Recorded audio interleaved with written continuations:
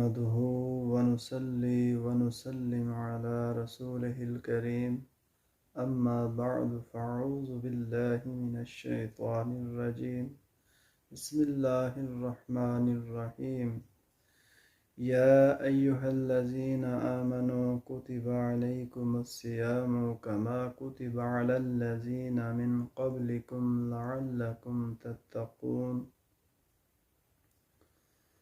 صدق الله مولانا العظيم وبلغنا رسوله النبي الكريم الصلاة والسلام عليك يا رسول الله الصلاة والسلام عليك يا جد الحسن والحسين الصلاة والسلام عليك يا رحمة للعالمين وعلى آلك وأصحابك يا حبيب الله بلغ العلا بكماله كشف الدجى بجماله حسنت جميع خصاله صلوا عليه وآله.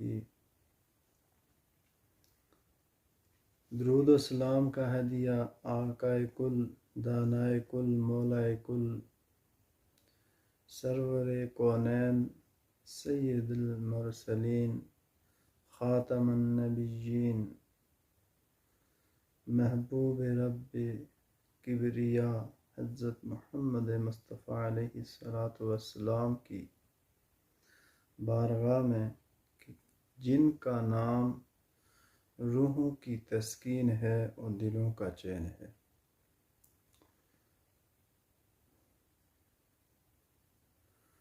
برادران اسلام، میں نے جو آیت کریمہ تلاوت کی ہے اس کا ترجمہ یہ ہے کہ اے ایمان والو، تم پر روزے فرض کیے گئے ہیں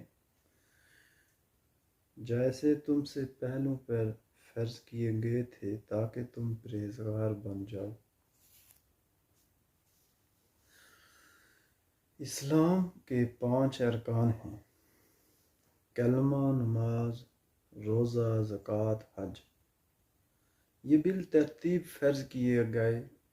پہلے نماز فرض ہو چکی تھی، اب ایمان والوں پر روزے بھی فرض کر دیے گئے تاکہ روحانی پاکیزگی حاصل ہو. پہلے ایک روزہ فرض تھا، وہ 10ویں محرم کا روزہ تھا. پھر ہر قمری مہینے کے 3 روزے فرض کیے گئے، یعنی 13، 14، 15 کا روزہ. پھر اللہ تعالیٰ نے ماہ رمضان کے روزے فرض فرما دیے، باقی روزے نفلی رہ گئے. اللہ تعالیٰ نے ارشاد فرمایا: اے ایمان والو، یہ خیال نہ کرنا کہ روزے صرف تم ہی پر فرض کیے گئے ہیں، بلکہ تم سے پہلے جو امتیں گزری ہیں ان پر بھی روزے فرض تھے. حضرت آدم علیہ السلام سے لے کر حضرت عیسیٰ علیہ السلام تک تمام امتیں روزہ رکھتی تھیں. حضرت آدم علیہ السلام ہر ماہ کی 13، 14 اور 15 کا روزہ رکھتے تھے. جب حضرت آدم علیہ السلام جنت سے زمین پر تشریف لائے تو 300 سال تک روتے رہے. گرم اور سرد ہواؤں نے، موسموں کی تبدیلی نے ان کا جسم کالا کر دیا. اب جب توبہ قبول ہوئی تو فرمایا: اے آدم، غم نہ کھا، تیرا جسم نوری اور صاف ہو جائے گا، 3 روزے رکھ. حضرت آدم علیہ السلام نے 13 کا روزہ رکھا تو جسم کا تیسرا حصہ صاف ہو گیا. 14 کا روزہ رکھا تو جسم کا آدھا حصہ پاکیزہ صاف ہو گیا، اور 15 کا روزہ رکھا تو آپ کا جسم نوری بن گیا. سبحان اللہ. اس لیے بزرگ فرماتے ہیں کہ جو بھی ہر ماہ کے یہی 3 روزے رکھا کرے گا تو وہ بیماریوں سے محفوظ رہے گا. حضرت نوح علیہ السلام نے بھی یہی روزے رکھے. حضرت موسیٰ علیہ السلام پر 40 میں سال میں 40 روزے فرض تھے. حضرت موسیٰ علیہ السلام پر سال میں 40 روزے فرض تھے. آپ کی امت کے لوگ 40 روزے رکھتے تھے. حضرت داؤد علیہ السلام ایک دن روزہ رکھتے اور ایک دن افطار کرتے تھے، یعنی ایک دن روزے سے ہوتے اور دوسرا جو روز تھا اس دن روزہ نہ رکھتے۔ اس کو صوم داؤدی کہا جاتا ہے۔ اسی طرح حضرت عیسیٰ علیہ السلام پر ماہ رمضان کے روزے فرض کیے گئے، مگر بعد میں آنے والے راہبوں اور پادریوں نے اپنی مرضی سے 40 روزے بنا لیے اور کہا کہ جس موسم میں چاہو رکھ لو۔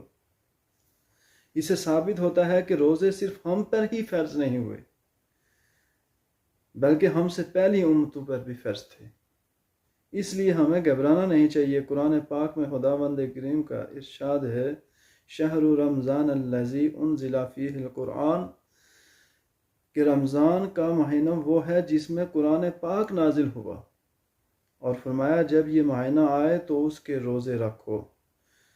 حضور نبی مکرم صاحب الاولاق صلی اللہ تعالی علیہ وآلہ وسلم نے شعبان کے آخر میں ممبر پر بیٹھ کر خطبہ ارشاد فرمایا۔ آپ علیہ الصلوۃ والسلام نے فرمایا، اے میرے صحابہ سنو، کل سے جو مہینہ تشریف لا رہا ہے وہ شہر اللہ ہے، یعنی اللہ کا مہینہ ہے۔ اس مہینے میں اگر کوئی ایک فرض ادا کرے گا تو اللہ تعالیٰ اس کو 70 فرضوں کا ثواب عطا فرمائے گا، اور اگر ایک نفل ادا کرے گا تو اللہ تعالیٰ اس کو فرض کے برابر ثواب عطا فرمائے گا۔ حضور نبی مکرم صاحب الاولاق صلی اللہ تعالی علیہ وآلہ وسلم نے فرمایا، اس مہینے میں شیطان کو قید کر دیا جاتا ہے، اس کو زنجیروں میں باندھ دیا جاتا ہے تاکہ وہ بندوں کو نیکی کرنے اور عبادت کرنے سے نہ روک سکے۔ پھر حضور علیہ السلام نے فرمایا کہ اس مہینے میں جنت کے دروازے کھول دیے جاتے ہیں۔ اللہ تعالیٰ نے ارشاد فرمایا کہ اے فرشتو، جنت کے 8 دروازے کھول دو اور نیکی کرنے والوں کے لیے محلات بناؤ۔ حوروں سے کہو کہ ہر روز ان نیک لوگوں کا انتظار کریں جو میری رضا کے لیے میری عبادت کرتے ہیں۔ حضور نبی مکرم صاحب الاولاق صلی اللہ تعالی علیہ وآلہ وسلم نے ارشاد فرمایا، اس مہینے میں اللہ تعالیٰ جہنم کے دروازے بند کر دیتا ہے تاکہ اس کی رحمت ظاہر ہو، لوگوں کو جہنم سے نجات ملے۔ حضور علیہ السلام نے ارشاد فرمایا، روزہ دار جب روزہ کھولتا ہے، یعنی جب روزہ رکھتا ہے اور پھر افطار کرتا ہے تو اس کی دعا کو قبول کیا جاتا ہے، اور روزہ افطار کرنے والا جب کسی کا روزہ افطار کرتا ہے، یعنی کسی کا روزہ افطار کرتا ہے تو وہ دوزخ سے اتنی دور ہو جاتا ہے کہ جتنی زمین اور آسمان کا فاصلہ ہے۔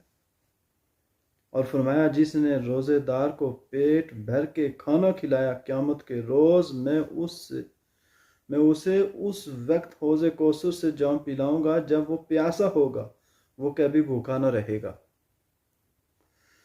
حضور نبی مکرم صاحب الاولاق صلی اللہ تعالی علیہ وآلہ وسلم نے ارشاد فرمایا، ہر عبادت کا ثواب اللہ تعالیٰ نے مقرر فرما دیا ہے، مگر روزے کی جزا کے بارے میں ارشاد ہے،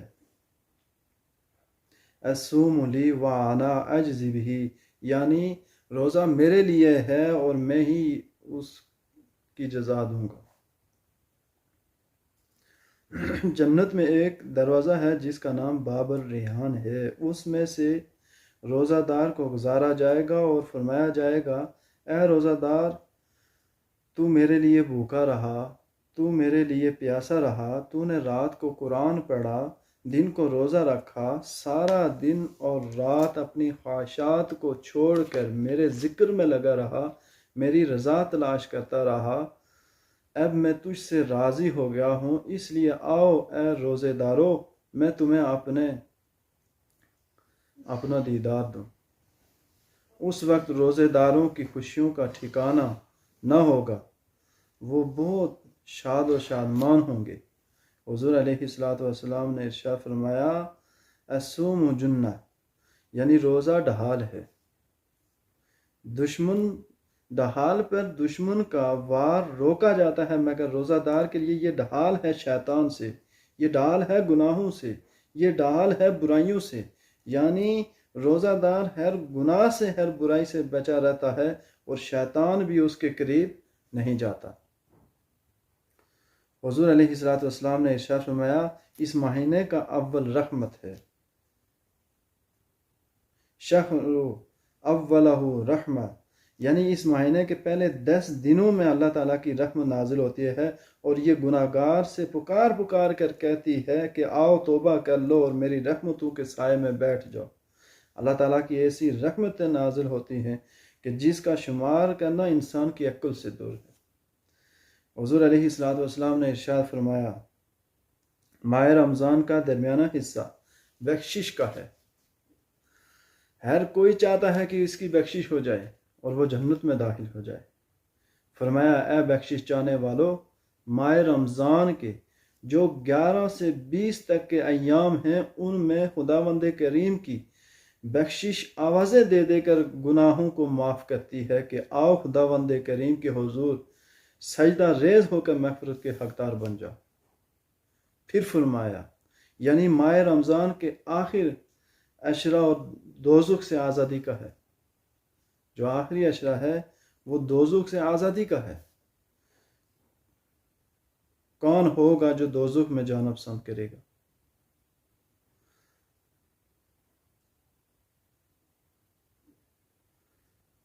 حضور علیہ الصلوۃ والسلام نے فرمایا اگر کوئی صبح کی نماز کے بعد یہ دعا مانگے اللہم اجرنا من النار، اگر وہ شام تک فوت ہو گیا تو شہیدوں میں اٹھے گا اور دوزخ سے نجات پائے گا، تو وہ بھی شہیدوں میں شمار ہوگا۔ سبحان۔ حضور علیہ الصلوۃ والسلام کا ارشاد گرامی ہے کہ روزہ دار اللہ تعالیٰ کو محبوب ہے، بلکہ روزہ دار کے منہ کی بو اللہ تعالیٰ کو مشک و عنبر سے زیادہ پیاری ہے۔ حضور علیہ الصلوۃ والسلام نے فرمایا کہ قیامت کا دن بہت سخت ہوگا، کوئی کسی کا ہمدرد نہ ہوگا مگر اس بے چارگی کے وقت جس نے کام آنا ہے وہ اللہ کا قرآن ہوگا اور ماہ رمضان ہوگا۔ قرآن پاک کہے گا اے باری تعالیٰ اس نے میری صبح و شام تلاوت کی، اس کا دل میری طرف مائل رہتا تھا، اس لیے آج اس کی سختی کو دور فرما، اس پر اپنی رحمت نازل فرما۔ اللہ تعالیٰ قرآن پاک سے شفاعت سے، قرآن پاک کی شفاعت سے بندے کو بخش دے گا۔ ماہ رمضان قیامت کے دن کہے گا اے میرے مولا، اس نے میری عزت کی، اس نے مجھے پیار کیا، میں ان کا مہمان ہوا تو ان لوگوں نے قرآن کی تلاوت سے مجھے سجایا، دن بھر بھوکے رہ کر پیاسے رہ کر میرا وقار بلند کیا۔ ان لوگوں نے اپنی خواہشات کو چھوڑ کر تیرے قانون کو اپنایا، تیری رضا کی خاطر راتوں کو جاگ جاگ کر ذکر میں مصروف رہے۔ اے میرے اللہ، ان تمام لوگوں کو جنتی بنا، ان کی مصیبت، بھوک، پیاس سب دور فرما دے۔ اللہ تعالیٰ ماہ رمضان کی شفاعت قبول فرمائے گا اور مومنوں کے لیے راحت اور رحمت کے دروازے کھول دے گا۔